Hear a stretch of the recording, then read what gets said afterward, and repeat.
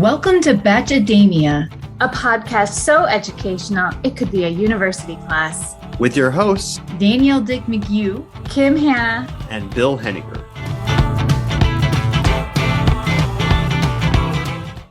Hello, everybody. Welcome to week 8 of season whatever this is for Clayton. It is Batchademia time. I'm here with Bill. Hello, Bill. Hello. How are you? I'm good. You almost said you're tired. I'm good. I'm good too. I'm tired, but I'm good. It can be both. You can be good and tired, I guess. I just took a sip without any liquid. This tonight get wild. I love it. Okay. Cool. I'm looking up our list of people, so I have a city to shout out at the end. All right, I'm ready. Oh, good. Because I was going to ask about that before we started, and I didn't. So here we go. We are hometowns this week. We have 4, but before I get to my very funny recap, I have a couple questions for you because all right. I always break the rules for the question of the day. So question number 1 is, what family members would you feature in your hometown? Or what family members / friends would you feature in your hometown? Well, so friends, I think obviously you and Danielle, and then Christy and Jorge would be the go-to friends. And family members, my mom and dad. My dad, I love him. He's a bit of a character. My sisters I love them as well. They also are high functioning crazy people, and so I think they would be really good television. Okay. I'm not sure if they would solidify anyone wanting to join our family, but they would definitely be a big old ratings boost. What about you?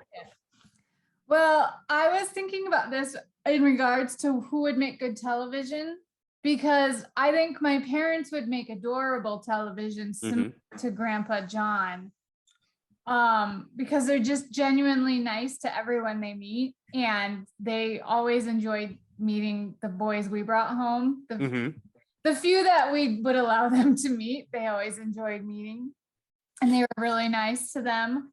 But I would definitely have my sister there, and my brother-in-law, who has some Rachel Dead vibes, or he can when he wants to be intimidating. So he would kind of be the Rachel's dad character in the hometowns. And then I would probably have you guys, but I also have, so for good TV, I think I would have my college roommate Brenna.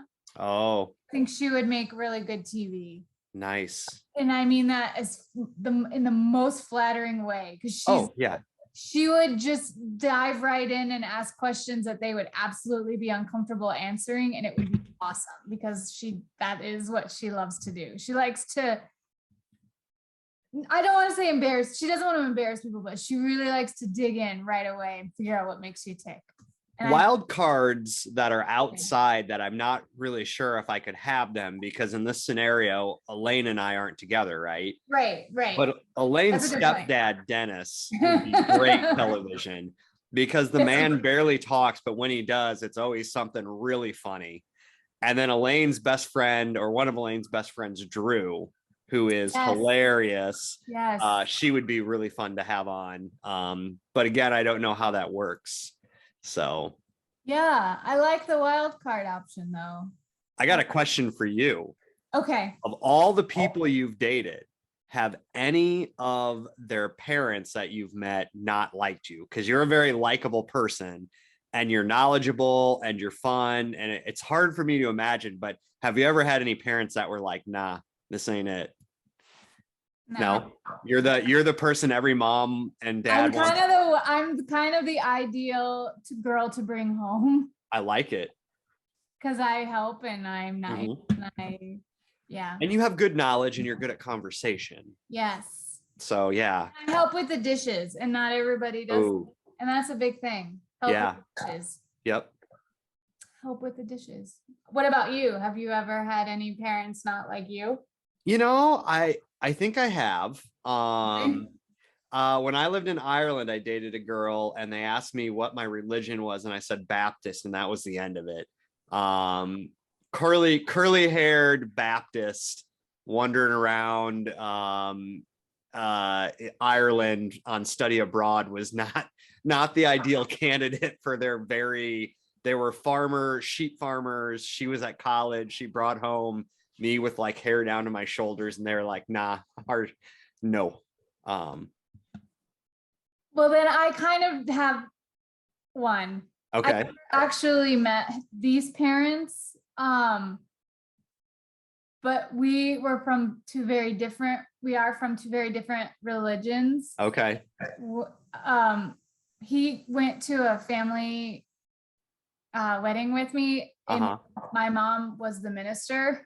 Oh, okay. The minister, and we did not stay together very much longer. Ooh. And I always kind of had a hunch that his parents didn't like that he was dating a daughter of two ministers. Okay. But we never met, so I can't say that for sure, and I can't say that. So they didn't really get the full Kim experience. They didn't. If they'd met me in person, they would have. Right.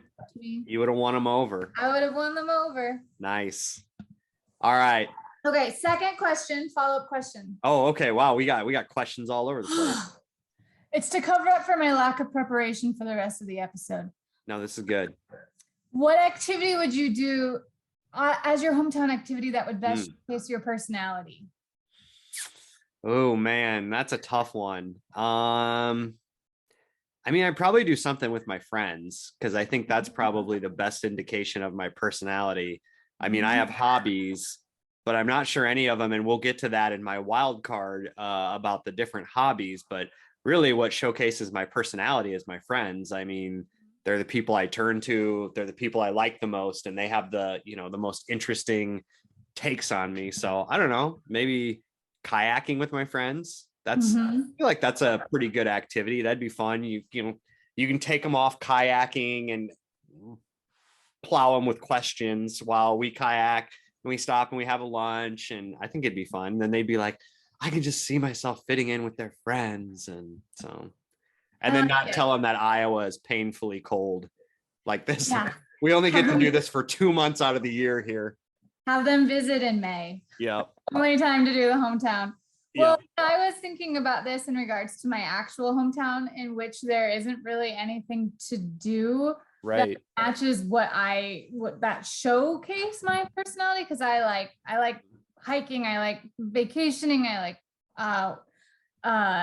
kayaking, I like being outside, and Nevada is a wonderful place, but there's not a lot of like mountain climbing there. Or not mountain climbing. I'm not a mountain climber. Mountain hiking, like small mountain hiking. But I would have them do similar to like the jiu-jitsu. I would have them do like an improv class with me. Oh, okay. Or like do a little karaoke. I love karaoke. So like my friend owns a bar that does karaoke. So be like, let's go to my friend's bar and do karaoke and play video games, like stuff. So I think improv would actually be a pretty good, and I'm not an improv person. It makes me uncomfortable. But I think going and doing it would be a good indication if someone would be a good partner, because they would have to be able to kind of play off of it. You have to be game to do it. Yeah, karaoke would be good too, but I have to be pretty drunk to really get into karaoke. And I do it every day in my kitchen. So nice. Amazing. Okay. Yeah. 2-minute recap. This might be the closest to 2 minutes I've ever gotten so far. It's still going to be over, but it's closer. Let me move my wine so I don't dump it on my lap. Okay. Just in case you didn't wonder, the best person to do the show with is Kim, because we always do it later at night. And so we're always drinking. When Danielle and I do it, it's usually during the workday. And so we can't drink. And we always have to do it with me after work, and I have a glass of wine or a little tea and something. Okay. Whiskey and Diet Coke. In honor of Ted Lasso taking a whole bunch of SAG awards again this weekend, as it should be. I'm going to channel Coach Beard and say, hometowns, baby. I love it. Number 1. That's number 2. Number 1, Susie, Virginia. So Clayton walks in the woods like a robot. Just want to point that out. Susie jumps into his arms, and then she asks if Clayton likes being choked, and he goes, wait, what? And it's awesome. And their date is a jiu-jitsu date, and this makes me love Susie even more. I love this date for her. It really shows her as like a powerful, in charge person. She's a blue belt. I think that's a big deal. I bet we're going to find out later in this podcast that it's a big deal. There's a freaking shrimp reference. Good God. That's a move. It's a move. It's a real move. Okay. So shrimp fundamental move. Fundamental. Everything is, make sure you get the fundamentals. But shrimp, it was like, are you kidding me? I thought we were done with shrimp, but whatever. Susie chokes him with her thighs, and that is not a euphemism, and it was awesome. And then they do a picnic on the shore, and it looks super cold because I bet they're there in like November. And then Susie shares that her dad was sick and it really affected her. And then we've got intern shout out number 1 for the night. They totally abandon their picnic stuff when they leave, so the poor interns had to come in and clean up after them, and I think that's rude, but whatever. And then we get to family time, and Susie says that she sets all the standards of all men on her dad and how her dad is as a man and as a father, and their family is so wholesome. I loved her family. Clayton tells her mom he hasn't told her he loves her yet, but that he will get there, which is what every girl wants to hear. And her mom's a little bit concerned. And my favorite family member in this one is Susie's dad. Yep. Found him adorable. Okay. Hometown number 2 is Gabby in Colorado. Gabby's just chilling in the mountains, and then Clayton's walking in the mountains like Bigfoot. He's kind of a lumberer in this one. Gabby jumps into his arms. They change by putting hiking boots on and putting fake backpacking packs on their backs. What was in the backpacks? I think it was packing peanuts. And then their swimsuits, because we'll get to that in just a second. But so they're hiking. It's really beautiful. I believe they're probably in the either Rocky Mountain National Park or one of the state parks closer to Denver. It's really, really cool. Intern shout out number 2, the signs on the path, similar calligraphy or whatever you call that, the bear crossing and the proposal rock. He is a freaking delight. She's like, you can propose to me here if you want to. Loved it. Intern shout out number 3, whoever had to haul and set up the hot tub. That was randomly placed with great views, but good Lord, that must have sucked to get set up. Thank you, interns. You are holding this world together. Gabby shares that her dad won't be at the visit because her stepmom has cancer, and because of COVID worries and protocol there, he's going to stay away. Is this the first time they've really even acknowledged COVID this season? I feel like they've barely talked about it. Yep. And then they happen to just have swimsuits and their fake backpacks, so they get in the hot tub and they have a good time. And then we get to family time. I am obsessed with Gabby's grandpa. Oh man. Grandpa John is amazing. People love Grandpa John. People love Grandpa. I love Grandpa John. I saw something today that as a joke on Instagram, like petition to have Gabby's grandpa be the co-host of Bachelor in Paradise with Wells. Yeah. I'm all in. It's Gabby's grandpa, Gabby's aunt and uncle and cousin, and Gabby's friend, I think. And I have to say, Gabby's uncle is a bit of a silver fox. Yeah.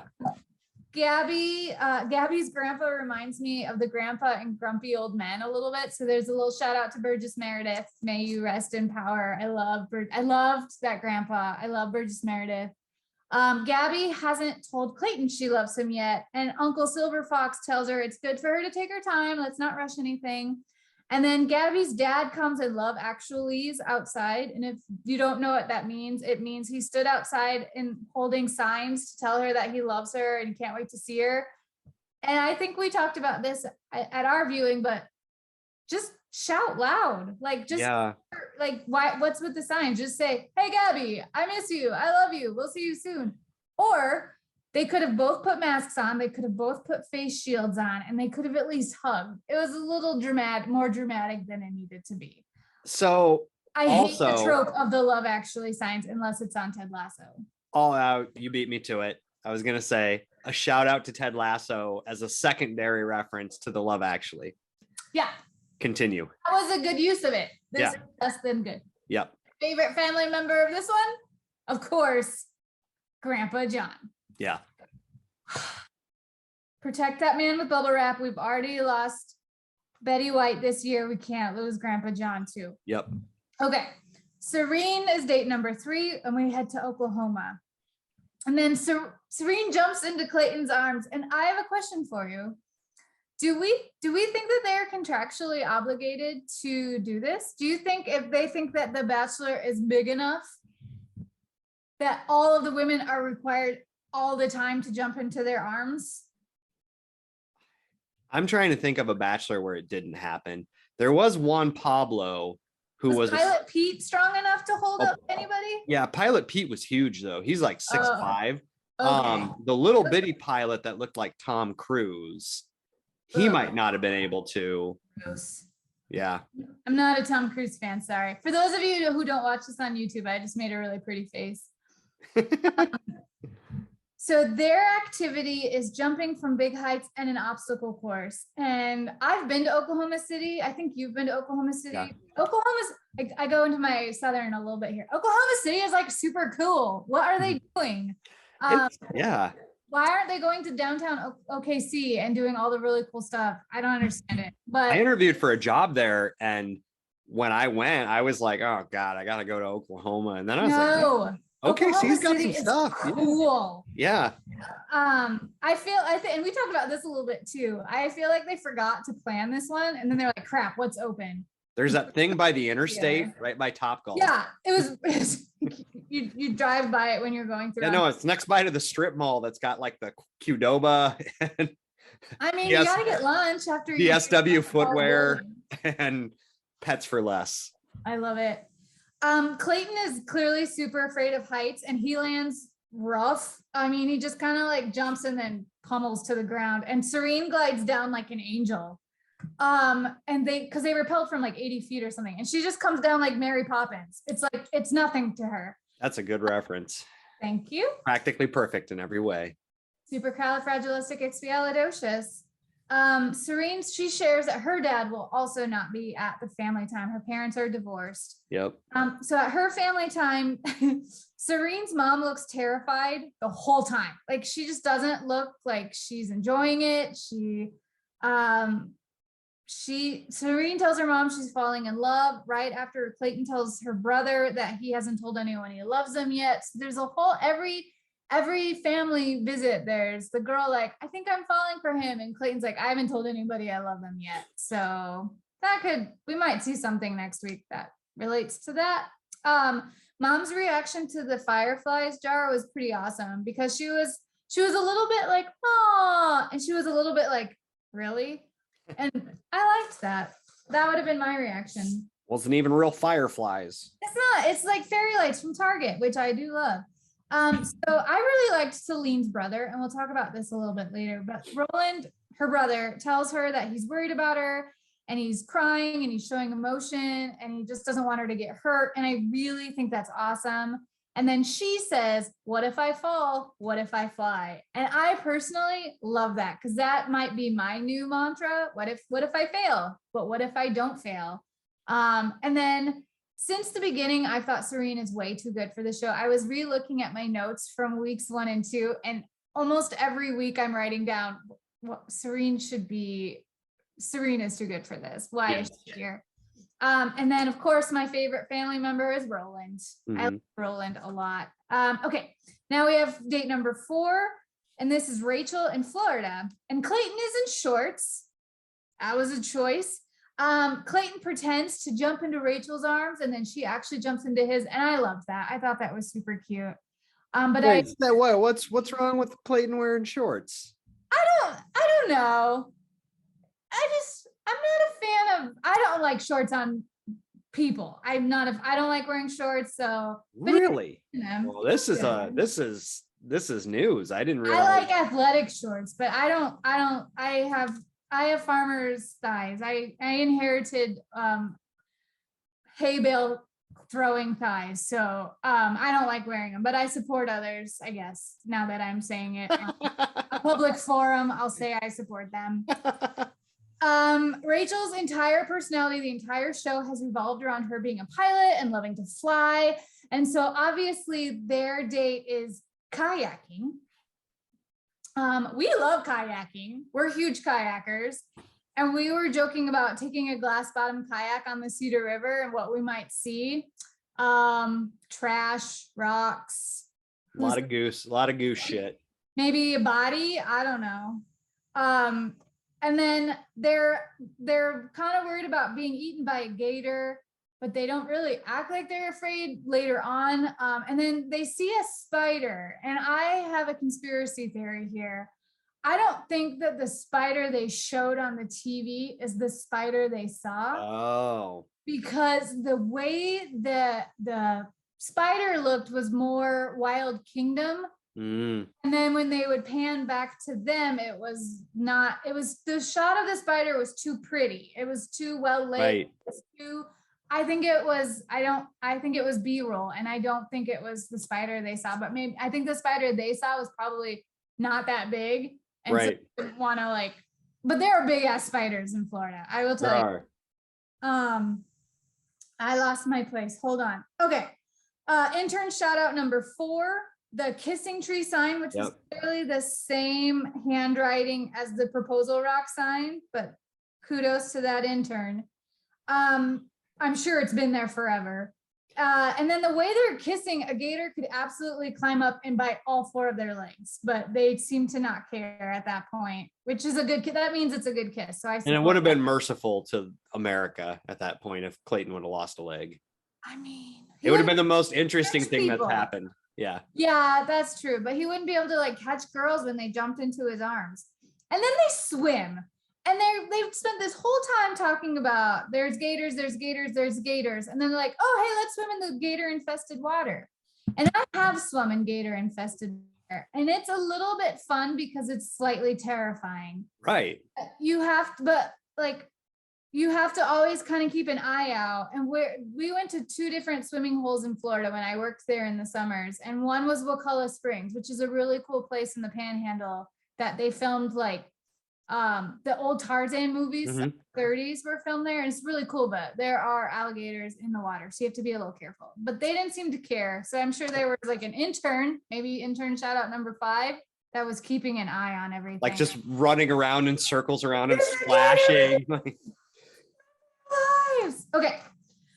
I said this was going to be shorter. This is not shorter. It's okay. Family time for Rachel. Gabby's dad's personality is intimidator man. And Gabby's mom is the exact opposite. And I loved her. I think friend Sam is hella drunk. She was the one who was super giggly right away. Yep. I loved her. And I think friend Nate is a really good friend. He wants to make sure she's not going to get hurt. Asks the awkward fantasy suites question. You say you love him, but he's totally going to sleep with other women the day before he sleeps with you. We understand this, right? And then Tony, who is Rachel's dad, says people have to prove they're good people. And he's not wrong. That's the true thing. And then he said he had threatened to beat up her former boyfriend, which is problematic. Yeah. Let's not threaten violence, folks. My brother-in-law actually offered to do that for me after a breakup, but he didn't follow through, and I'm still a little disappointed because it would have been kind of funny. But I don't condone violence. Don't condone violence. Second question, what is Tony's accent? It wasn't Floridian. It was kind of New Jersey and a little bit Eastern European. I don't know. Witness protection. Right? Yeah. He looks like Tony Soprano's cousin, Tony. Right. His less successful cousin. His less successful maybe turned him into the police and now lives in Florida as Tony. It would be a bad witness protection thing to do, to take the name of the person who you turned in and then be like, hey, my name's Tony. That's so crazy. Okay. And then go on national television. Showing that you are a violent human being. Yeah. He does ask Clayton if he knows Rachel's dreams, which I think is a valid question. And I'm not sure Clayton really answered the question the way I would. And he asked Clayton if he would move for her. And the whole time Clayton is talking, Tony's face to me looked like he was imagining a lot of different scenarios in which Clayton was like in pain or being attacked or something. Throat punches him. Maybe decapitated, maybe being bravehearted. Swim with the fishes. If you don't know the Bravehearted reference, I'm not going to explain it because it's painful, but watch the movie. And then Tony's code for liking you is a handshake and a pat on the arm. Does Clayton get it? Yes, he does. He's very pumped about it too. He's like, yeah, touch my arm. My favorite family member here is Rachel's mom. Pretty sure she was having the best time ever. Also possibly drunk, but I loved her. I thought she was fantastic. Okay, we get to the rose ceremony. We're gonna have a little outfits discussion because Gabby's dress was ill-fitting. That's all I'm gonna say. It was ill-fitting. Yeah. Serene's was my favorite. I liked her dress the best. Jesse has been super boring as a host. He comes in and says like 3 sentences with no facial expression and then leaves. And please bring back Tasha and Caitlin. They are so much more fun. And then we get to the roses. Susie gets a rose, Gabby gets a rose, and then Rachel gets a rose. Serena's upset, does not shed a single tear, and is still so classy as she walks out and leaves. And I love her. Next week, Fantasy Suites and Women Tell All, and I think it's going to be a giant shit show. Yes. Nice. Good job. Just a shade under 9 minutes. I never learned to tell time. I can't. Well, I'm starting to call it the academic 2-minute recap, which is any academic, if you give them 2 minutes, they think that means 10. Well, and for me, you could say that Kim Hannah's telling a story 2 minutes because I am not a succinct person. Clearly, I am not a succinct person. Yeah. So, oopsie doodle. It's fine. It was good. It's fine. It's fine. It's fine. It's fine. It's fine. That was my Tony impression. Fine. All right. What do we got for concepts, Kim?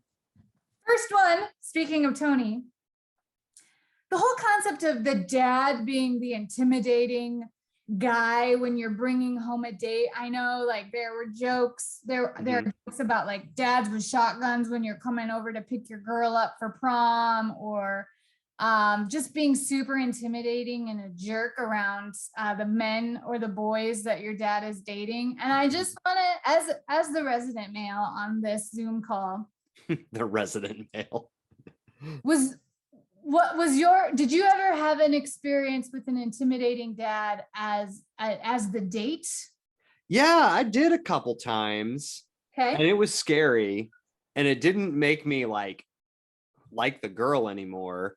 And then I've also had dads that I dated that I thought dads of girls that I dated that I thought were really like well measured about it, as far as like, hey, I care about my daughter. I hope you care about my daughter. Obviously she makes her decisions, but I care about, these things. Please be thoughtful in the way you treat her, just like you would want someone to treat your mom or your sister, or if you have a daughter someday.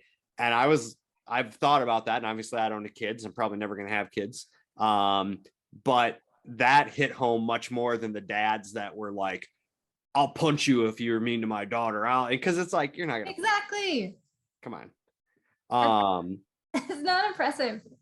No, it's not. And I think to another point, it really takes away the agency that a woman has when their dad is like, you are not able to take care of yourself. I will tell you how to take care of yourself.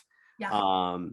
We were watching TV last night, and the commercial where the dad is in the truck and he's like, see all these cameras? Do you see any funny business happening? And the guy's like, no, sir. I don't know why that commercial really bothers me, because it's still, again, like boys are trying to trick girls into having sex with them. Girls are not bright enough to stop it or make their own decisions. And dads are there to stop it all from happening. And it's just like, it just takes all the decision making out of it. It bothers me. And it's also like, Dude, you don't think your daughter also wants to make out with this boy? Like, it's not just his hormones that are raging, sir. Right. Yep.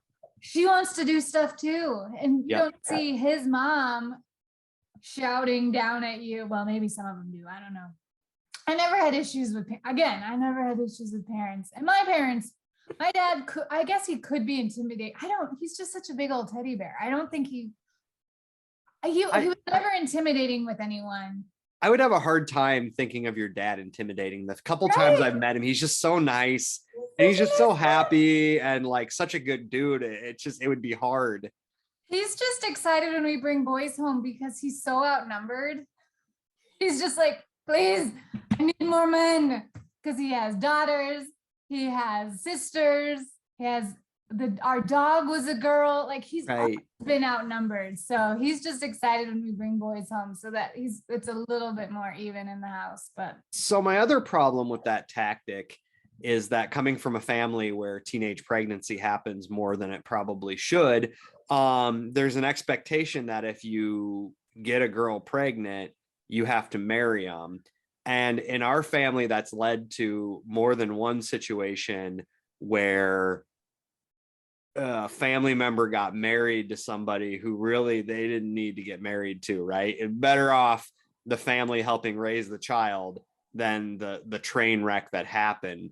And so and that goes back like generations in my family. And so I think that's kind of the secret thing that doesn't get like talked about, right? Is that, yeah, maybe they make mistakes, but it doesn't mean you have to marry them. And that kind of goes to the whole idea, like the shotgun wedding, right? Like your dad, the girl's dad holds the shotgun to the husband, to the boy, and it's like, you have to marry my daughter now. Which absolutely never leads to domestic violence or drug abuse or alcoholism. None of it ever is a direct link to any of that other stuff.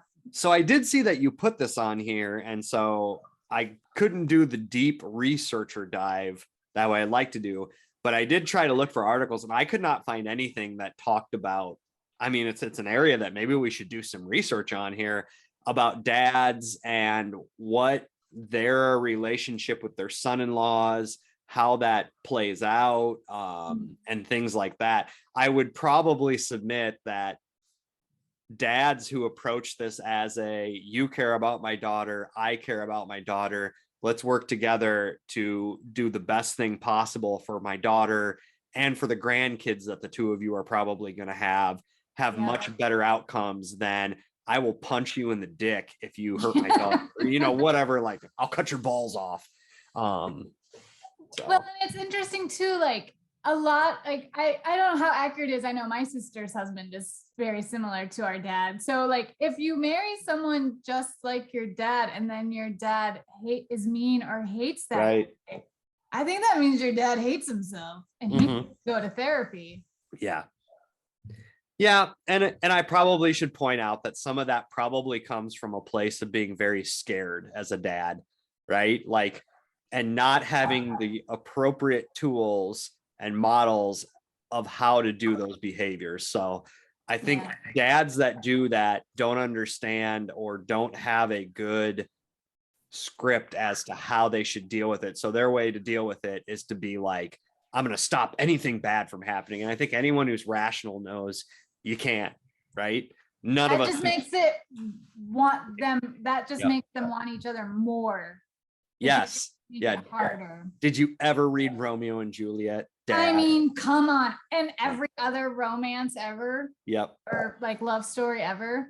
There is research on that in my field, and it is called the Romeo and Juliet effect. And there's evidence that your parents telling you don't date this person makes them so much hotter. Yeah.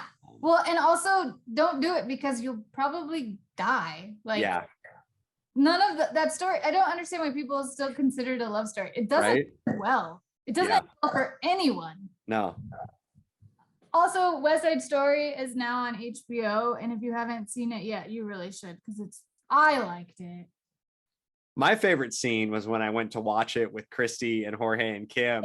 And as the lead character dies and the girl is singing to them, Jorge turned to me and said, "Why are you singing to him? He's dying." And I'm not sure I've ever laughed so hard at a movie or seen someone's spouse, Christy, so annoyed with them. She was so mad at him. Yeah. Well, I mean, it's a valid argument. Maybe give him CPR. I don't know if CPR matters when you've been shot. Oops, spoiler. I mean, if you don't know the end of West Side Story by now. Honestly, I feel like if they worked less on their dancing and more on their inter-gang problems and just pro-social abilities, that movie would work so much better. But instead, it would be so less cool. Their in-time snapping and fake knife fights were those dress. We're digressing, but man, those costumes were great. That is a good point. It would be such a bad movie if they're just like, you know what? We got some differences, but maybe we just split up the borough. It's fine. You know, people should date, and then it'd be over. It would be like 4 minutes long. Like, Wes, like each other? Cool. Go on a couple dates. Maybe date for longer than 4 days before you kill each other, before you kill yourselves over each other. West Side 2-minute story. That would be it's shorter than my recap. So the other part of this topic is because I wanted to focus on family here. So like a lot of times we see the sibling being the real decider of like, I think this person is good for you. I think this person makes you a better person, or I think you should run away screaming. And I know in my personal experience, I want my sister's opinion on somebody I bring home. That's way more important to me than my parents, because I enjoy being with my sister, and I wouldn't want to be with someone that we couldn't all hang out to, like all the time. So, and I know like when she brought Pat home when we met Pat, she was way more interested. She was way more interested in what my opinion was of him than mom and dad. So yeah, I lucked out. My sisters really like Elaine, but I think it probably has to do with how close you are, and maybe if they're same gender too, you know? So I think my sisters really cared about what the other one thought about their spouses, and they cared what I thought about theirs, but I was kind of like, oh, they seem like a nice guy. I could hang out with them, but there's not that closeness that like sisters or brothers have. At least not with us. Well, because I have friends whose their spouses don't get along, and it is uncomfortable. Like, yeah. So like, I can't imagine Christmas if everybody like hated each other. That would be awful. Yeah. I just always tell people you marry the family. Man, absolutely. Like, there's no way around it. And so you got to make sure that when you decide to marry somebody, you're willing to take on everything that is encompassed in the family. Good, bad, weird. Boy, did Pat find that out the hard way. Haha. He's stuck with us. He loves us. Okay, so my second topic, and I know now everyone has this, because my second topic is, why are grandparents so amazing? And I know that not everybody has grandparents or has amazing grandparents. I mean, there are some racist, homophobic, awful people out there, but we saw Angel on Earth Grandpa John this week, and I had an awesome grandparent, and I just think that's my question. When you have an awesome grandparent, what makes them so amazing? Because they get you, like I've always heard the like, grandkids are so great, we should have started with them, because there's just like that special bond between grandkids and grandparents. And I think it's kind of because we're both out to do cool stuff without the parents. Like, I'd go with that. My grandpa, who I was really close to, passed away of dementia, maybe like, it might have been 10 years ago. But he was very much like the grandpa in this thing, where it was like, he was just very kind-hearted. He would dispense wisdom, but it was always in kind of a like, take it or leave it. I want you to be happy. I have other grandparents that I'm not as close to, and I'll leave it at that, because I try not to air a lot of dirty laundry. but their advice is much more self-driven, and maybe that was what it was he was just so selfless in the way he was interacting with her, and you could tell that it was just so genuine, and I want you to be happy. Here's what I know, but you got to forge your own path, and maybe that's what it is. Yeah. Well, and I we just lost my grandma like 2 months, literally 2 months ago today. But she was the only grandparent I've had since I was 12. And she was literally my favorite person on the planet, partly because she drove her children crazy in the same way that they drive us crazy. And they didn't seem to, my mom didn't seem to recognize some of that, which makes me smile, because it's just like, you guys are the same people. I'm sorry. And I'm sure I mean, I definitely have some of her tendencies too, but only the awesome ones.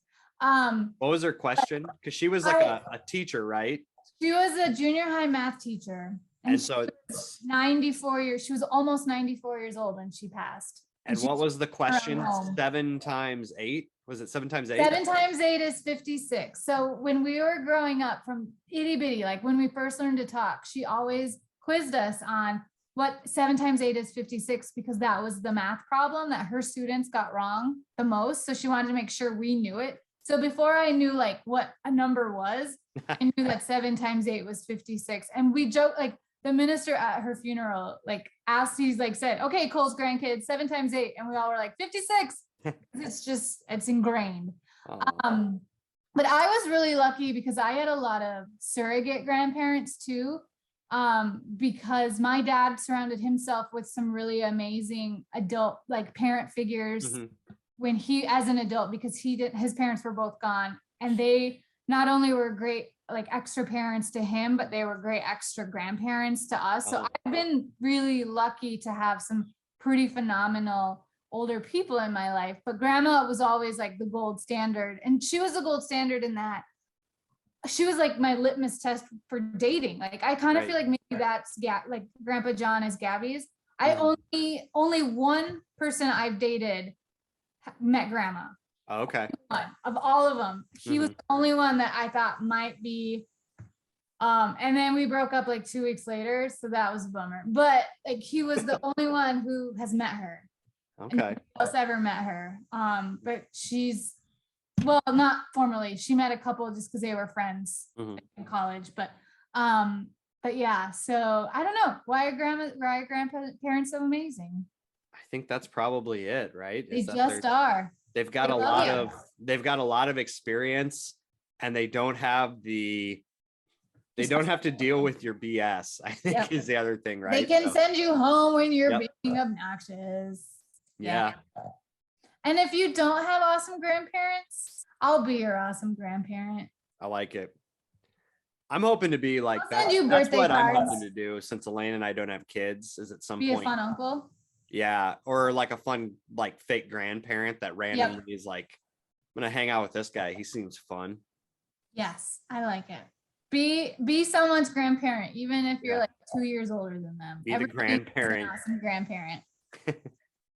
Okay, final one, because we are so going over time. We saw some emotion in men this episode. And I really appreciated like Clayton showing fear. I think every single hometown date, he had to do something that scared him. And he did it. Like, he was just like, okay, I'll jump down terrified. I'll do Jiu-Jitsu with a woman that I like. I'll maybe get eaten by a gator. Like, I appreciate when they show actual emotion. And I feel like we saw no emotion with Matt James. And we haven't seen a lot with Clayton, but we saw some with Clayton today. And then like Roland was crying in the Serene hometown because he just loves her so much. And so I think we should, I just wish that they would just show more men showing emotion on television. And I wish they would show more on this show. Instead of, I'll beat you up. Like, that's not an emotion. Emotion is, I love you so much. I want you to have the best. I'm going to cry. Yeah. So I'm reading Brene Brown's, shout out to Brene Brown, since we're colleagues. Her and I we're colleagues. if you ever want to just email Brene, we're good. I know you're way more famous and way better than God, me, could you imagine if she listened to this? I would. And like send me an email like, hey, I like what you're doing, Bill. And I'd be like, oh, I'd be so starstruck. But she has a book called Atlas of the Heart, and it builds on some work that I've talked about before with how emotions are made. And so we do a lot of talk about like how men don't show emotion. I think it's important to show emotion, but I think it's more important to have the vocabulary and be able to explain where the emotions come from and work through them. And so I think it's good that Clayton and they all are showing emotion, but sometimes I worry that we put that message out there and then we don't put and then you need to know what emotion it is. And it's and not how to work through it. Exactly. It's not just angry. Like you can be angry for a lot of reasons, and how you deal with that anger is a lot different. And the way I've explained it to students sometimes is like, if you go to the doctor and you have an infection and they say, all right, we're going to treat it. Here's an antibiotic. Like it could be the correct antibiotic. It could be the wrong one. And it could make you more sick, right? You could be angry because of something and you could deal with it in one way and it could not fix it. Or you could be angry in a different way and it could fix it. And so being able to accurately communicate what your emotion is helps a lot. And it makes people understand where you're coming from. And so sometimes I think that's where men need to not just be able to show emotion. They need to be able to explain why the emotion's there and where it's coming. Everyone needs to, but if you look at the research, men are really bad at showing emotion. And then when they show it, they've got like 3: angry, happy, horny. We both said 3 at the same time without any preparation on that. Yeah. Yep. What are your thoughts on that? I am in 100% agreement. Yeah. I'm terrible at speaking and showing emotion too. I might be part dude, but it is so important to not only be like, I'm so angry or I'm so frustrated or I'm so sad. Okay, I'm gonna go for a run. No, that's not dealing with it. You don't have to like, but then I think about this is, I'm gonna go on a little funny. Did you ever see the Friends episode with Bruce Willis? Yes. When he finally taps into his emotions. Yep. And then it doesn't go over well. So I worry that like people saw that and were like, oh, so I shouldn't talk about it or be reactive to it. And I don't think you should make any life choices based on a 20-minute sitcom. But I don't know. I think that, yes, let's show emotion and talk about it. And let's not make fun of or ostracize people when they do. I agree. Thank you. Thank you. I'm trying to think of some way to sum it up, but I think you did it. That's good. Are we on to the wild card? Can you see what my wine glass says? I am Beyonce always. Always. I like it.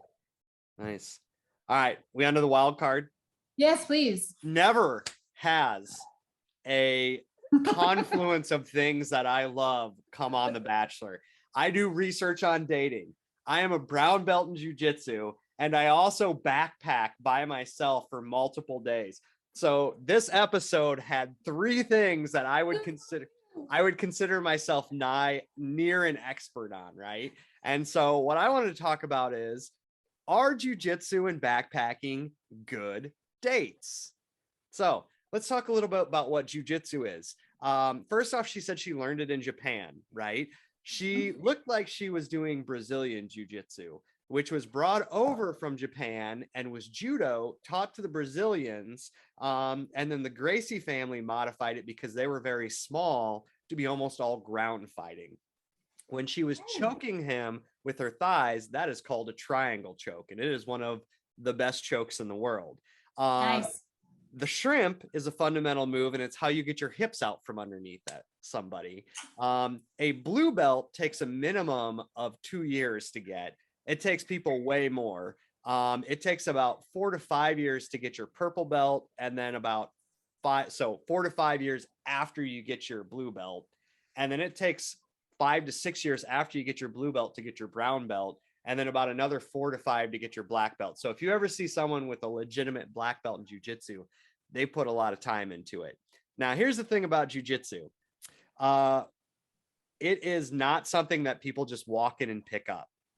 Okay. And at our club, we have a no shitting where you eat rule. And what that means is don't bring in your significant other, because if you two break up, we're going to have to pick sides. And so we try very hard to not do that.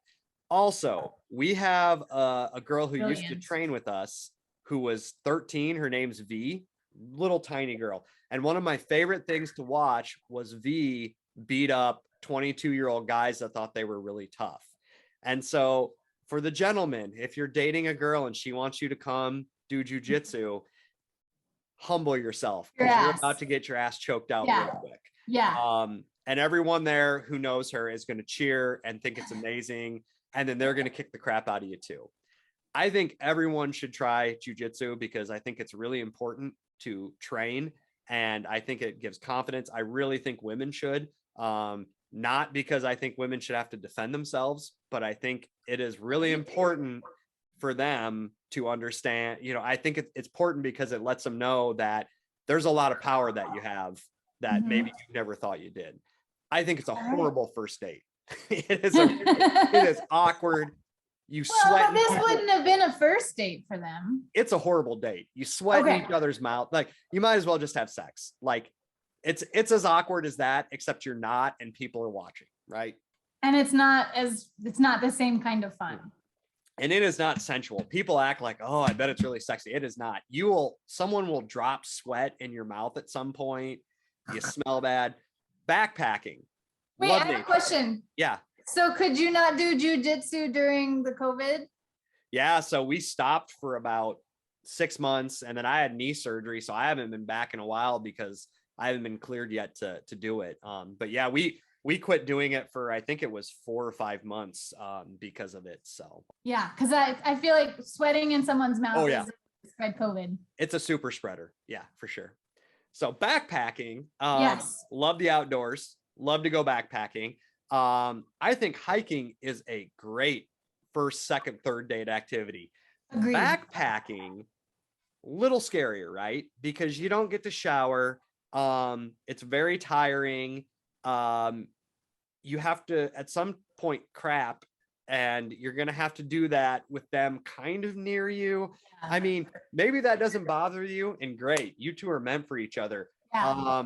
I like a little privacy. And so I think until you've been married for like 12 years, the backpacking might not be the way to go. Well, and also, like, if you aren't an experienced backpacker and you're backpacking with an experienced backpacker, you're probably going to make them crazy. Yep. Because you probably didn't bring, unless they got all the gear for you, you're probably not going to bring the right gear that is actually needed. Yep. You are probably, if you haven't been training, you won't be able to do as much hiking, or you won't be able to handle the heights like the other person. And yeah, the bathroom part is problematic. Like showering, I mean, you can jump in a lake and kind of wash off, but the bathroom situation in backpacking can be very tricky unless you are very comfortable with each other. Yeah, I am a planner by nature. I mean, I think through stuff until it's like, you just need to quit letting your wheels spin, Bill. And I get frustrated when I backpack because there's things I haven't planned for, and things that don't go correctly.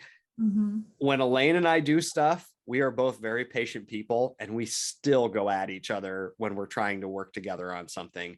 I can't imagine fourth date Bill and Elaine trying to go out and backpack for 7 days. Yeah. I think we would have, yeah.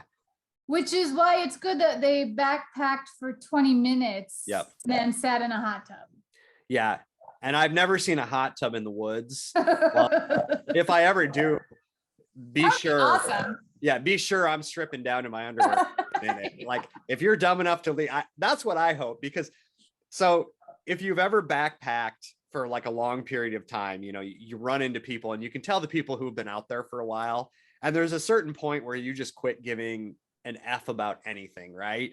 You feel bad, you know, you would eat anything at that point. You're tired. And if you saw a hot tub, I think most people would be like, I don't care whose hot tub this is. They're not in it. I'm jumping in. And then it would reek of, and hot tubs really are basically petri dishes, right? They are like the perfect heat to grow bacteria.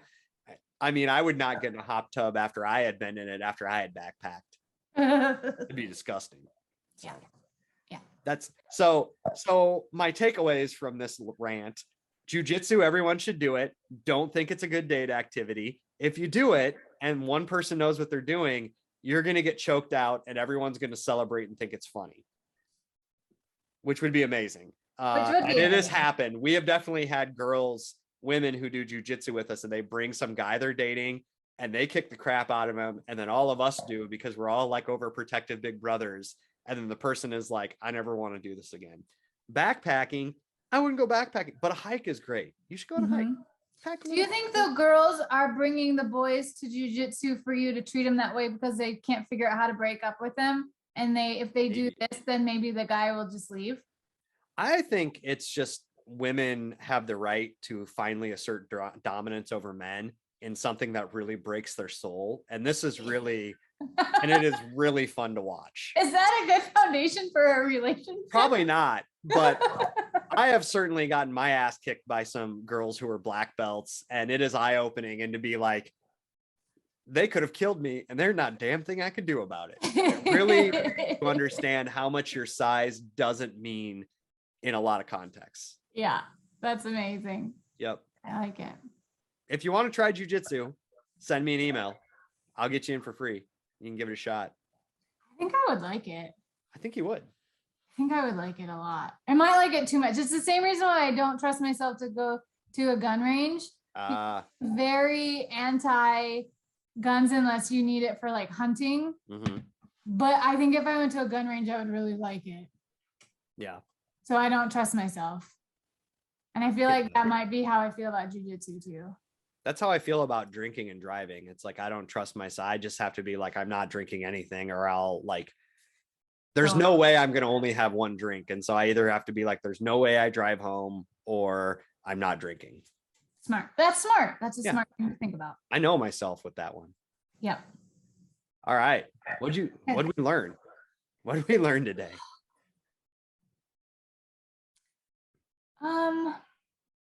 We learned that the interns need to get paid more. Yes. Or paid, period, because they did a lot of work this week. They did a lot of work this week. I think what I learned is I really enjoy, this is my first season watching where they went on actual hometowns. Yep. And I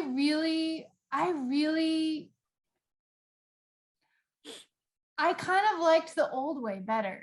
Oh, okay. They had to be so much more creative about showcasing who they are in hometown when they had to do it in the Radisson Conference Center Ballroom B. Here's some maple syrup. Here's some poutine because you're Canadian.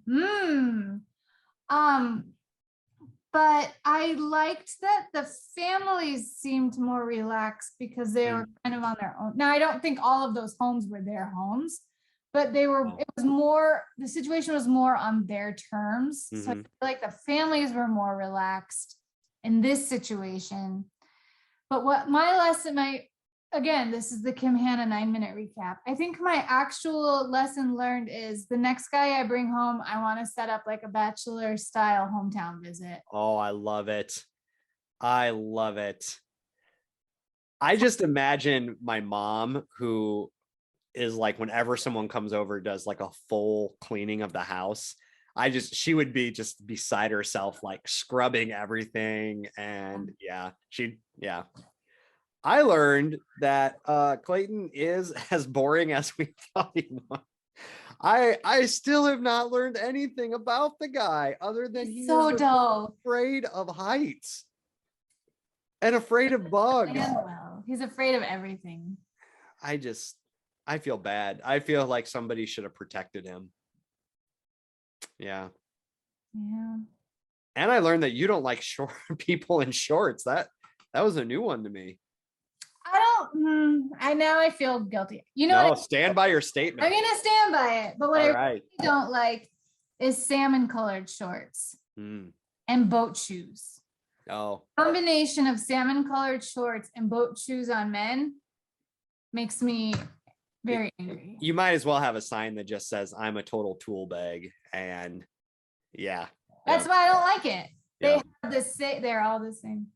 I actually have a friend who will send me, like, when she sees people out in the wild wearing salmon colored shorts and boat shoes, she'll take a picture of them and text me. I like it. Like, there's another one, Kim. Like, oh God. Ugh. That's a good friend right there. I don't know. All right, we ready? We're ready. Wait, what's the hometown that we're shouting at? The shout out that we're given to California, because of the Super Bowl, the city of Compton. We have 8 listeners from Compton, California. Really? Shout out for Snoop Dogg and DRE. Oh my God. What if 50 Cent listens? Oh yeah. By the way, before anyone sends me an angry email, I know Snoop is from Long Beach and Dre is from Compton, but you dumbass. we're lumping them together. So thank you, Compton, California, Thank you for Compton. listening. Everybody have a good weekend, and we'll see you next week for Fantasy Suites and Women Tell All. It's gonna be wild.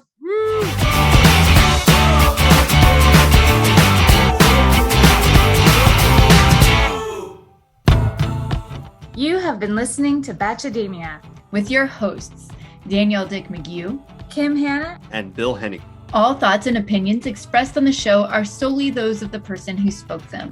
If you enjoyed the show, please subscribe to the show, leaving a 5-star rating and review wherever you listen to your podcasts. Also, please share with your family, friends, colleagues, and other ardent Bachelor fans. If you have comments or questions you would like us to address on the show, you can email us at batchademia@gmail.com. Or on the Twitter with the handle @Batchademia. Thanks for listening.